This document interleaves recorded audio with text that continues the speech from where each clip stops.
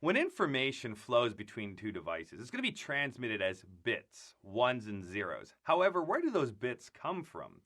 Well, we have to remember our training on the OSI model and the TCP/IP stack. Those bits come from frames.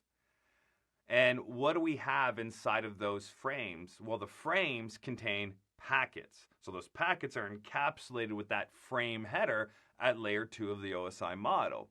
And if you move up to layer 3 of the OSI model, which is the network layer, which is the internet layer of the TCP/IP stack as well, you have packets. And if you continue on up this OSI model or the TCP/IP stack, and you now get to layer 4, and you're at the transport layer. Now, the transport layer has what are known as transport layer protocols. They're used to transport that data from end station to end station. And the two most common transport layer protocols are TCP and UDP. TCP and UDP.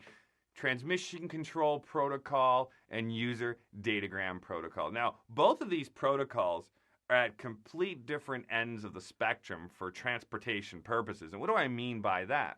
Well, let's examine both of them in a little more detail. We have TCP, which is very, very reliable. It is known as a connection-oriented protocol. Why is that? Well, we have to establish a connection with the device we want to communicate with. This is done with a three-way handshake. And then from there, every time we transmit information, we are going to make sure that the information is sequenced. So we're adding this sequence number to the information so we can keep track of what is being sent and what is being received between the two devices. However, it's connection oriented as well because we're going to have acknowledgments. So every time that we send information, it has to be acknowledged before we can continue sending information. And when we compare this to UDP, UDP doesn't do any of that. UDP is classified as a best effort transport layer protocol. So therefore it is connectionless. Doesn't care about establishing any type of three-way handshake or session with the device it's transmitting information with. So there's no need to do any type of sequencing. There's no need to do any type of acknowledgments either.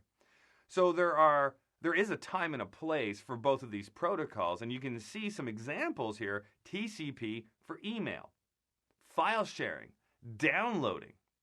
Whereas with UDP, voice and video. Let's come back and examine this in just a bit.